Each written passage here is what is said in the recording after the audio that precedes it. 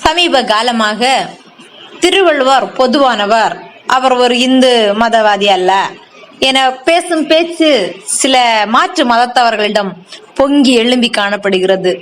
திருவள்ளுவரை உரிமை கொண்டாட உங்களுக்கு ஏன் இவ்வளவு ஆவேசம்? அவர் என்ன உங்கள் பரம்பரையில் வந்தவரா அல்லது வெளிநாடுகளில் இருந்து பிறந்து பஞ்சம் பிழைக்க இங்கு வந்தவரா? பாரத மண்ணில் பிறந்து பாரத தேசத்தின் உயிர் மூச்சான இந்து மதத்தில் பிறந்து இந்து மத துறவியாக வாழ்ந்து இந்துவாகவே வாழ்ந்து இந்து மத தெய்வங்களின் பெயர்களில் பல்வேறு பாடல்களை எழுதி உலகிற்கு உலக பொதுமுறையாக தந்தவர் தான் திருவள்ளுவர். அவர் இந்து என்பதில் உங்களுக்கு என்ன ஐயம்? திருமூலர், திருஞான சம்பந்தர் வரிசையில் திருவள்ளுவர். திருமூலரும் திருஞான சம்பந்தரும் இந்துவாக இருக்கும் போது திருவள்ளுவரை மட்டும் உரிமை கொண்டாட உங்களுக்கு ஏன் இவ்வளவு வெறி? அவரும் ஒரு இந்துவே. அவர் எழுதிய திருக்குறளின் வாயிலாக அவர் ஒரு இந்து என்பதை உங்களுக்கு தரும் ஆதாரங்கள். பிறவி பெருங்கடல் நீந்துவர் நீந்தார் இறைவனடி சேராதார். விளக்கம்: இறைவனுடைய திருவடிகளை பொருந்தி நினைக்கின்றவர் பிறவியாகிய பெரிய கடலை கடக்க முடியும், மற்றவர் கடக்க முடியாது. வேறு எந்த மதத்தில் மறுபிறவி நம்பிக்கை அதை கடந்து இறைவனடியை பற்றி கொள்ள என்று சொல்கிறது? குறள் 610. மடியிலா மன்னவன் எய்தும் அடியளந்தான் தா அயதெல்லாம் ஒருங்கு. விளக்கம்: அடியால் உலகத்தை அளந்த கடவுளின் தாவிய பரப்பு எல்லாவற்றையும் சோம்பல் இல்லாத அரசன் ஒரு சேர அடைவான்.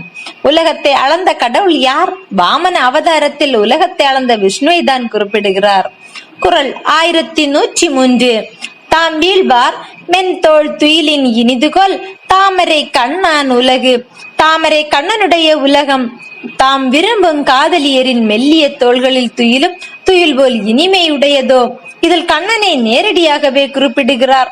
அதாவது கண்ணனை தமிழர்கள் அப்பொழுதிலிருந்தே கொண்டாடி வருகிறார்கள். குறள் 134. மரப்பினும் ஒத்துகொழல் ஆகும் பார்ப்பார் பிறப்பு ஒழுக்கம் குன்ற கெடும். விளக்கம்: பிராமணன் வேதத்தினை ஓதி மறந்தானாயினும் பின்னும் ஓதிக்கொள்ளலாம். ஒழுக்கம் குறையுமாயின் குலங்கெடும். பிராமணன் என்பவன் ஒழுக்கத்தால் ஆனவன் என்று சொல்கிறார். ஜைனத்திலோ புத்த மதத்திலோ கிறிஸ்தவத்திலோ அல்லது இஸ்லாமியத்திலோ பிராமணர்கள் இருக்கிறார்களா என்ன? குறள் 25. ஐந்தவித்தான் ஆற்றல் அகல் விசும்புளார் கோமான் இந்திரனே சாலுங்க கரி. விளக்கம்: அகண்ட வானத்திலே வாழ்பவரின் தலைவனாகிய இந்திரனே புலன்வழி பெருகும் ஆசை அனைத்தையும் அளித்தவனின் வலிமைக்கு தகுந்த சான்றாக கூறக்கூடியவன் ஆவான். இந்திரனை தெய்வமாக கொண்டாடும் மதம் எது? குறள் 167. அவ்வித்து அழுக்காறு உடையானை செய்யவள் தவ்வையை காட்டிவிடும். விளக்கம்: பொறாமை உடையவனை திருமகள் கண்டு பொறாமைப்பட்டு தன் தமக்கைக்கு அவனை கட்டி நீங்கி விடுவாள். மகாலட்சுமி எந்த மதத்தின் கடவுள்? இவ்வளவு தெளிவா சொல்லி இருக்கும் திருக்குறளை திருக்குறள் பொதுமறையாம். திருக்குறளை எழுதிய திருவள்ளுவர் பொதுவானவராம். இவர் எப்படி உங்களுக்கு பொதுவானவர்? திருக்குறள் எப்படி உலகத்துக்கு பொது? கிடையாது. அது இந்து நூலே என்பதற்கு சான்றுகள் ஏராளம்.